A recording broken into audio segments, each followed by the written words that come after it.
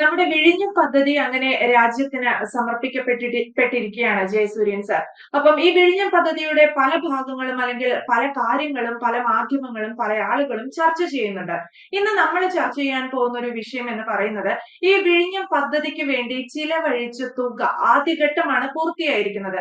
ഈ ആദ്യഘട്ടം പൂർത്തിയായി കഴിയുമ്പോൾ നമ്മുടെ കേരള സർക്കാർ ഒരു 5000 ചില്ലറ കോടിയാണ് ചിലവഴിച്ചിട്ടുള്ളത്. അതുപോലെ തന്നെ ഒരു 1000 കോടിക്കടുത്ത് നമ്മുടെ കേന്ദ്രം നൽകിയിട്ടുണ്ട്. അതുപോലെ ബാക്കിയുള്ളത് അദാനി ഗ്രൂപ്പിന്റെ ഒക്കെ ഒരു കണക്കാണ്. ഈ ഒരു കണക്ക് വിവരങ്ങൾ എന്തൊക്കെയാണ്? വിഴിഞ്ഞത്ത് ആദ്യഘട്ടത്തെ പദ്ധതി പൂർത്തിയാകും. അദാനി പോർട്ട് ഇപ്പോൾ വലിയ ചർച്ചാ വിഷയമാണല്ലോ. അതായത് ഈ അദാനി പോർട്ടിന്റെ വിഴിഞ്ഞം പദ്ധതി എന്ന് പറയുമ്പോൾ ഇന്ത്യയിലെ ഏറ്റവും വലിയ പോർട്ട് മുതലാളിയാണ് ഈ അദാനി കമ്പനി.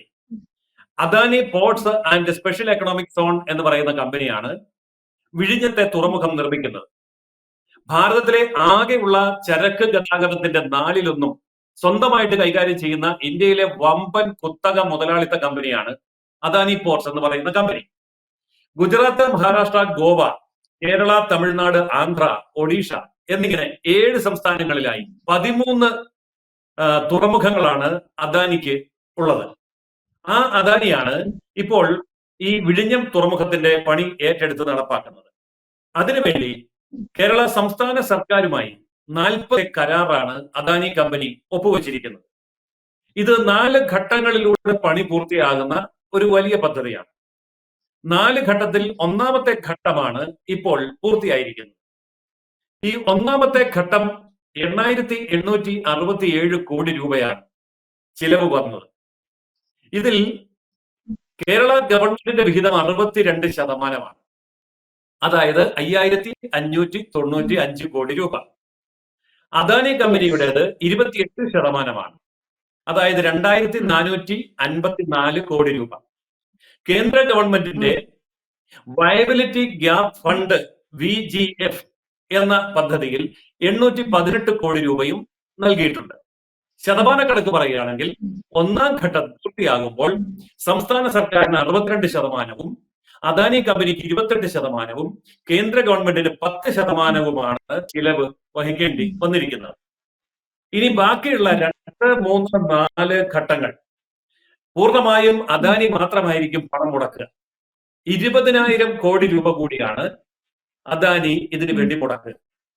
ഇത്തരം പദ്ധതിയെ കുറിച്ച് പറയുമ്പോൾ private public partnership PPP project എന്നാണ് ഇത് അറിയപ്പെടുന്നത്. ലോകത്തെ എല്ലാ രാജ്യങ്ങളിലും ഇങ്ങനെയാണ് വലിയ പ്രോജക്റ്റുകൾ ചെയ്യുക. അപ്പോ ഈ ഒരു ഘട്ടം പൂർത്തിയായി വരുമ്പോൾ 8867 ചെലവായി എന്ന് പറഞ്ഞല്ലോ. ഇതിന്റെ 2, 3, 4 ഘട്ടം കൂടി പൂർത്തിയായി 2028 ഈ തുറമുഖം അതിന്റെ പരിപൂർണതയിലേക്ക് വളരുമ്പോൾ ആകെ വരുന്ന ചെലവ് 28,867 കോടി രൂപയാണ്.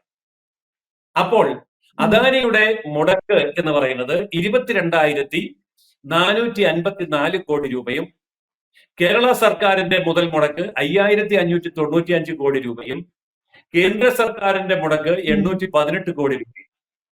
ചുരുക്കി പറഞ്ഞാൽ ഇതിന്റെ മുഴുവൻ പണി പൂർത്തിയായി 2028 തുറമുഖം പൂർണ്ണ സജ്ജമായി കഴിയുമ്പോൾ തുറമുഖത്തിന്റെ ഷെയർ 77.7% അദാനി കമ്പനിയുടെ കൈവശത്തിൽ എത്തും. എന്ന് പറഞ്ഞാൽ 77.7% എന്നൊക്കെ പറയും. കമ്പനി അദാനിയുടേതായി മാറി, തുറമുഖം അദാനിയുടേതായി മാറി എന്ന് തന്നെ പറയാം. ഇതിൽ ഏറ്റവും ശ്രദ്ധേയമായ ഒരു കാര്യം, രാജ്യത്തെ ഏറ്റവും വലിയ കമ്മ്യൂണിസ്റ്റ് മുതലാളിത്ത കൂട്ടുകെട്ടിന്റെ കരാറാണ് ഇപ്പോൾ ഒപ്പിട്ടിരിക്കുന്നത്. ഈ തുറമുഖം എന്ന് പറയുന്നത് ഏറ്റവും വലിയ കമ്മ്യൂണിസ്റ്റ് മുതലാളിത്ത കൂട്ടുകെട്ടാണ്. ഇപ്പോ നേരം പുലർന്നാൽ രാത്രി ആകുന്നത് വരെ നാഴികയ്ക്ക് 40 വട്ടം എന്നൊക്കെ പണ്ട് പറയും. പക്ഷെ ഇവിടെ അങ്ങനെയല്ല. കേരളത്തിൽ നാഴികയ്ക്ക് 400 വട്ടം അദാനിയെ ചീത്ത പറഞ്ഞില്ലെങ്കിൽ കമ്മ്യൂണിസ്റ്റ് പാർട്ടിക്ക് ഉറക്കം വരില്ല. എന്നിട്ട് നമ്മുടെ മന്ത്രി വാസവൻ, തുറമുഖ മന്ത്രി വാസവൻ, മുഖ്യമന്ത്രിയെയും പ്രധാനമന്ത്രിയെയും അദാനിയെയും ജനസഹസ്രങ്ങളെയും സാക്ഷി നിർത്തി പറഞ്ഞത് ഹീസ് അവർ പാർട്ട്ണർ എന്നാണ്. We are partners. ആരാണ്? അദാനി കമ്മ്യൂണിസ്റ്റ് പാർട്ടിയും പാർട്ടിയാണ് എന്ന് വ്യക്തമാക്കി. ഇപ്പോൾ കേരളത്തിലെ ജനത ചോദിക്കുന്ന ഒരു ചോദ്യം, അങ്ങനെയെങ്കിൽ പിന്നെ ഈ മുതലാളിത്തത്തെയും അദാനിമാരെയും എന്തിനാണ് ചീത്ത പറയുന്നത്? അവസാന കാര്യമെല്ലാം പുറത്തായി കഴിഞ്ഞപ്പോ ഞങ്ങൾ പാർട്ട്നേഴ്സ് ആണ് കേട്ടോ എന്ന് പറയുമ്പോ എന്തു വലിയ വഞ്ചനയും കാപട്യവുമാണ് കമ്മ്യൂണിസ്റ്റ് സർക്കാർ കേരളത്തിൽ നടത്തിയത് എന്ന്. ഈ എത്രയോ പേര് അടികൊണ്ടു, എത്രയോ പേര് ലാത്തിചാർജ് മേടിച്ചു, എത്രയോ പേര് പ്രശ്നങ്ങളുണ്ടായി, എത്ര പേര് കേസിൽ കുടുങ്ങി കിടക്കുകയാണ് അദാനിക്കെതിരെ കേസ് സമരം നടത്താൻ പോയിട്ട്. പക്ഷെ ഇതാണ് വസ്തുത.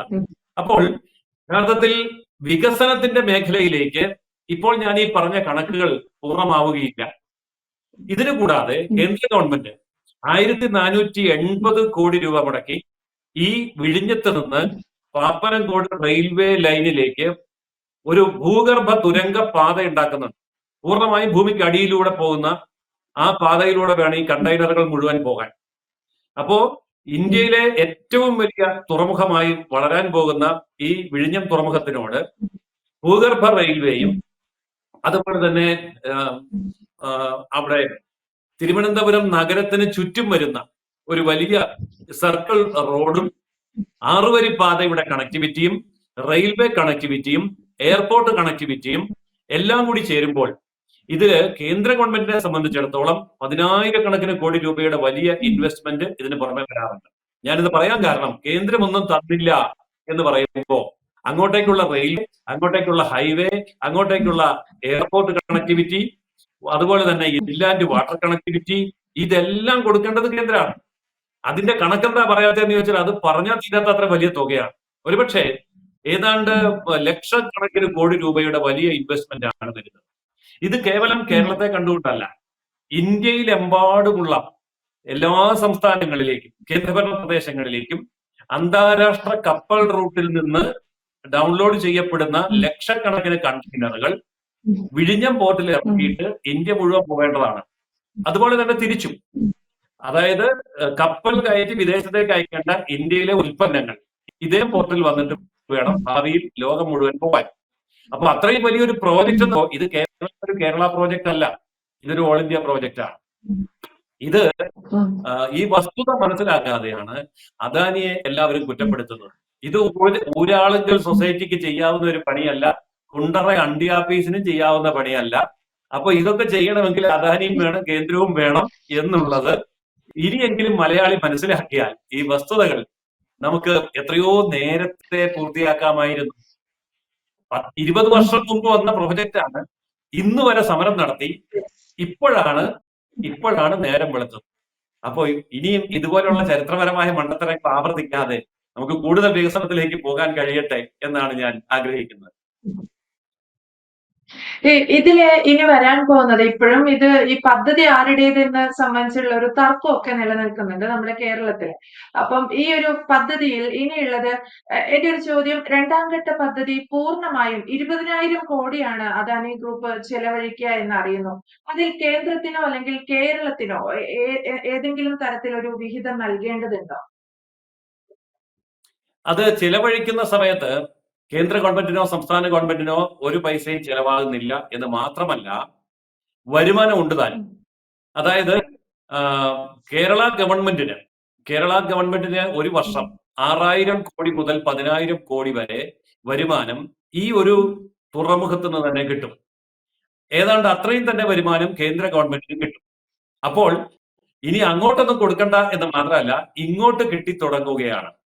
അപ്പൊ ഇതായിരിക്കും ഇനി മുന്നോട്ടുള്ള ഗതി. അപ്പോൾ അദാനി കമ്പനിക്കായിരിക്കും പൂർണ്ണമായിട്ടും ഇനി വരുന്ന ചിലവുകൾ. പക്ഷെ അതിന്റെ മറുവശമുണ്ട്, അദാനി കമ്പനിക്ക് വരുമാനമുണ്ട്. ചുരുക്കി പറഞ്ഞാൽ ഈ 1ാം ഘട്ടത്തിന് ശേഷം അദാനിക്ക് വരുമാനം ഉണ്ടാകുന്നു, സ്റ്റേറ്റ് ഗവൺമെന്റിനും സെൻട്രൽ വരുമാനം ഉണ്ടാകുന്നു, രാജ്യത്തെ വ്യവസായികൾക്ക്, ബിസിനസ്സുകാർക്ക് വരുമാനം ഉണ്ടാകുന്നു. പക്ഷെ ചെലവൊക്കെ ചെയ്യേണ്ടത് ഇനി അദാനി കമ്പനിയാണ്. ഇതാണ് അതിന്റെ വസ്തുത.